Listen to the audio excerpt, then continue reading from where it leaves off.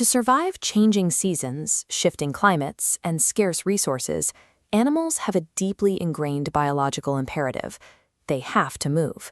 But that natural instinct to travel is frequently stopped by human infrastructure.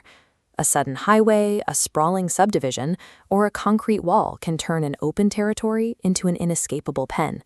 This is habitat fragmentation. It occurs when large, continuous ecosystems are broken into smaller, isolated patches, and it remains a primary driver of modern species decline. Protecting a single patch of forest is ineffective if the animals inside are cut off from the outside world. Conservation strategies fail when they focus on isolated islands of nature without ensuring safe, navigable pathways between them. This spatial map shows a localized response to the fragmentation problem. This is the Salcombe Ecology Network, a cluster of 11 ecologically significant sites sitting just east of Sidmouth. Look at how these parcels are managed. 10 of these 11 contiguous sites are secured under the direct control of conservation-minded organizations. The proximity and shared borders of these 11 parcels allow them to function as a cohesive environmental system. An ecological network's strength relies on shared borders. This chart plots the 11 sites against their adjoining and adjacent borders. Most locations share borders with up to 4 protected sites, forming an interconnected web that lets wildlife cross properties without leaving protected ground. The National Trust manages the majority of this coastal land, coordinating a unified management plan to improve these sites for wildlife. However, the Lockyer Observatory site faced different administrative conditions while it was under the direct ownership of the local district council.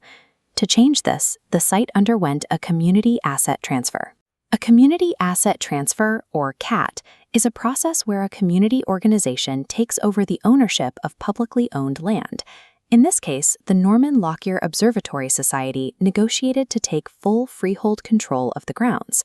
Taking full ownership allows the society to manage its environmental assets directly, making decisions without the procedural requirements and constraints of local government oversight. Even a managed network experiences friction. Here, that friction begins with the Salcombe Hill Road, which runs through the entire length of the area. While it is a small road, it still acts as a physical barrier for small mammals and some ground-dwelling arthropod species. But human roads aren't the only obstacles. A site known as Page Wood acts as an entirely natural bottleneck within the system. Page Wood's dense conifer and beech trees are impenetrable to grassland species, like local butterflies.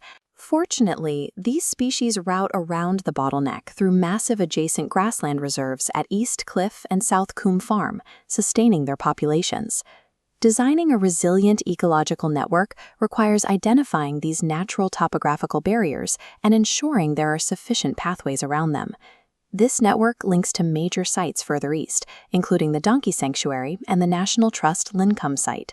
This entire subnetwork is enveloped within the Sidmouth to Beer SSII, a formal designation protecting areas of high biological or geological value.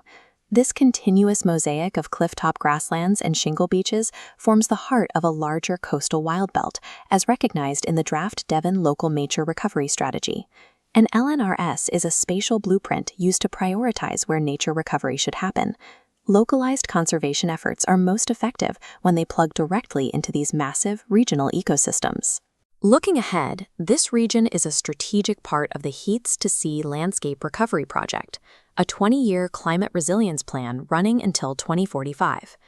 The project's goal is to construct an unbroken nature highway stretching from the inland pebblebed heaths all the way to the Jurassic coast. Within that regional blueprint, the slopes of Salcombe Hill serve as the coastal anchor for the entire cross-country corridor.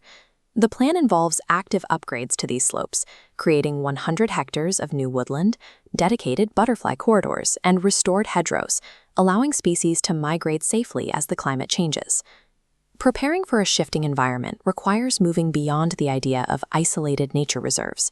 It demands the active engineering of connected networks that allow life to move and adapt.